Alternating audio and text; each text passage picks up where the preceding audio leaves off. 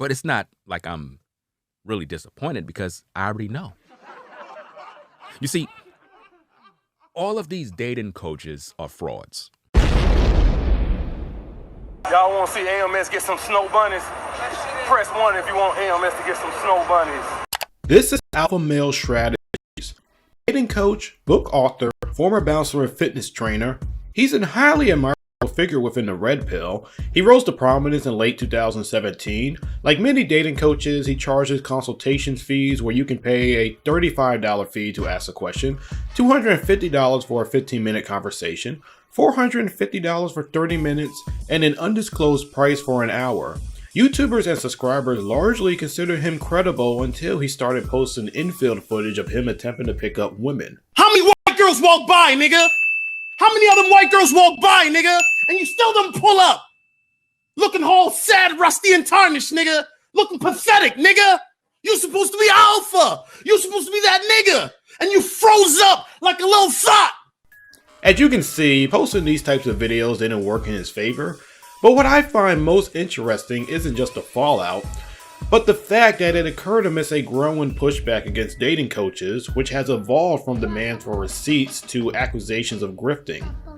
Alpha Male Strategies was just one out of several prominent red pill dating coaches who faced accusations for creating false personas and ripping off subscribers. Within the past year, Black Pillars launched a campaign against what they called quote-unquote dating roaches, and revealed their identities, critiqued their advice, and exposed the shadiness of dating courses and one-on-one consultations. Unfortunately, much of the criticism was riddled with homophobia, transphobia, and juvenile insults, which often undermine legitimate critiques. Nonetheless, larger YouTubers such as Anthony Dream Johnson and John Anthony Lifestyle cited this information as well as brought some of their own research and presented it to a larger audience. Now, information such as Donovan Sharpe's criminal record and Myron Gaines' real name and past profession, which was exposed about a year ago, is public knowledge. So public that neophytes cite this information. Why do you go by Donovan Sharpe when your name is Edwin? Edwin!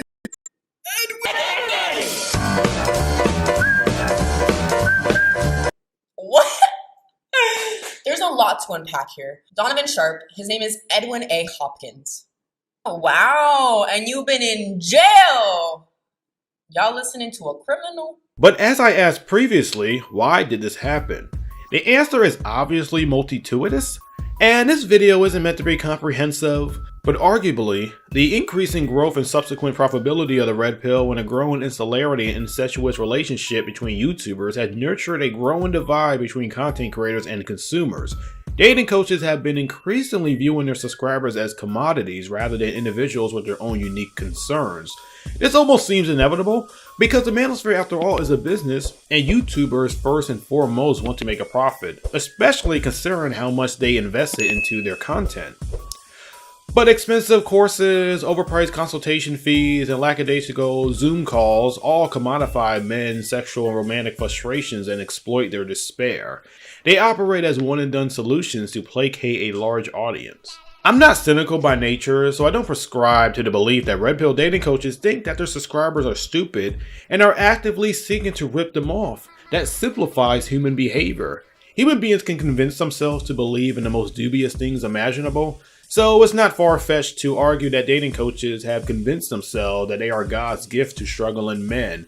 Like the pickup artist community, you have individuals who enter the space with the sincere desire to help men, and those who view it as an opportunity just to make money. But there's a middle ground where men enter the space because of the former motivation and gradually revert to the latter through osmosis or pressure from competition. Many content creators have poured in thousands of dollars into their content, and super chats and Google AdSense can only get you so far making up for that debt. The amount of money accumulated today was almost unheard of 4 years ago. At best, content creators advertise books, the Patreon page, and scold subscribers for not donating, which never made sense to me because super chats are voluntary. But once I saw the advertisement of isomorphic dating courses and dubious testimonials, I suspected this hustle was going to implode sooner or later.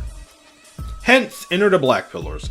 Although the spark of the feud is unclear due to flagging of videos and deletion of channels, most of the information coming out now about prominent red pillars originated from research Black Pillars did on them.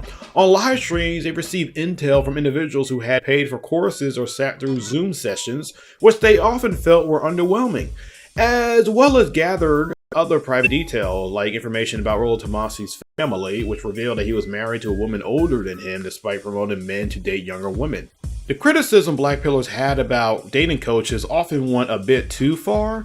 For example, they went after popular dating coaches such as Ron Wills and Alan Roger Curry, two individuals who established themselves long before the Manosphere even existed. Even worse, they often put them in the same categories as dating coaches like Modern Life Dating, and try to portray them as a collective group. And this pushback occurred internally. I'll elaborate a bit on Donovan Sharpe and Fresh and Fit later, but there are some that flew under the radar. As I stated in a previous video, content creators have dirt on other YouTubers but remain silent until they have a falling out. Solo TV 84, in a hilarious rant, hinted that MJGetRight, Fixit Felix, and StephisCold created false personas. All that alpha shit. Where's that alpha shit at when the bitch is in front of your face? Where's that shit at then? It's all placated on false image, and y'all niggas don't even live up to it. It's sad. I got a lot of time. I got a lot to say, nigga, because I know too much about you niggas. That's why niggas are making phone calls right now. And Anthony Johnson admitted that Rollo Tomassi wasn't much of a player in his so-called rockstar youth. Rollo Tomassi is a total goofball in real life. This guy has zero social skills. He hasn't had a same LA in 20, 30 years. He can way out of a paper bag at a bar. Like, he's so when people meet him and they're just blown away what a loser he is. But consumers aren't mere victims in this business transaction. After all, they have individual agency. Subscribers far too often idolize dating coaches and become more loyal to the YouTuber than the message. Some admittedly have been following content creators for years and fall prey to the cult of personality. It's only when dating coaches get exposed do subscribers question their loyalty, but even then, some remain in denial. To challenge their favorite YouTuber's credibility would force them to recant their worldview. What's so ironic is the red pill warns subscribers to watch for red flags in women, but subscribers rarely watch red flags in YouTubers, even when the signs are apparent. Take Donovan Sharpe, for example. For years, he recounted these over-the-top stories of his sex escapades in Las Vegas.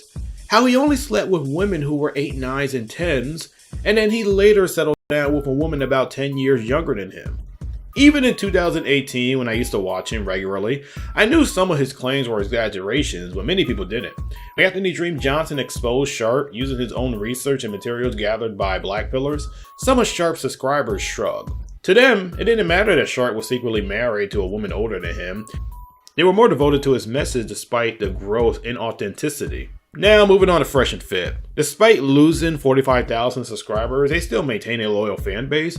But the red flags were apparent from the get-go. They charged $700 for an Instagram game course with dubious screenshots that even other YouTubers noticed. Flaw number 2 is that blue checkmark girls are not DMing a guy like Myron who has very little clout in the social media world. Flaw number 3 is that I've never seen an inbox look like this. Flaw number 4 is the dates don't align. From top to bottom, the dates are 14 hours, 3 weeks, 8 weeks, 1 week, and 1 week. They aren't even in chronological order, so clearly this is a fake image. Both have admitted to not have done well with women in their youth, but even watching them today shows that they have little awareness of social cues. And Myron Gaines allegedly don't know what foreplay is.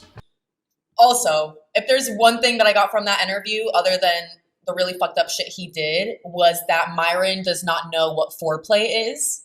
And mind you, foreplay is one of the most important aspects when it comes to hooking up with someone. So, Myron, define foreplay. I bet you can't. But admittedly, he refuses to perform cunnilingus. Oh yeah, Myron, I don't know what eat you're talking about. seafood, my nigga. Like, Yeah, me either. I never eat box, bro. That's disgusting. But you at the end of the day, man, the girls might have different hardware, but the sauce. Yeah, that's disgusting, bro. You know how much? look at Frank.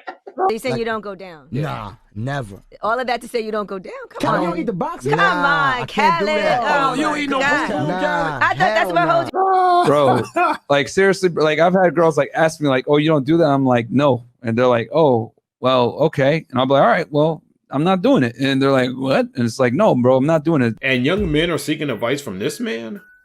So clearly Myron not only does not know how to talk to women, he doesn't know how to touch a woman or please her or make her come. I'm sure Myron has never made a girl come in his life. Woo! Anyway, former co-workers of Fresh and Fit and other YouTubers largely confirmed what I had always suspected. First, that they didn't truly care about their subscribers, and second, they phone in one-on-one consultation and Zoom calls. I don't need to, I already know. I heard how he talks about the subs. Every time they had a Zoom call to do, they were like, fuck, we just gotta knock these things, let me get these things over with. They never wanted to do the Zoom calls, but they wanted to make that $200 an hour. Right. Okay? Granted, this is all hearsay, but these criticisms against them emerged before the fallout with ABBA and Preach. What does the future hold for dating coaches? They'll likely still be around because nobody is going to walk away from the amount of money that's being generated, and the rotation of subscribers ensure a fresh consumer base. But I do think it's important that consumers learn that age and social status doesn't make someone credible. There are just too many fraudulent data coaches, and there are likely more who haven't been fully exposed yet.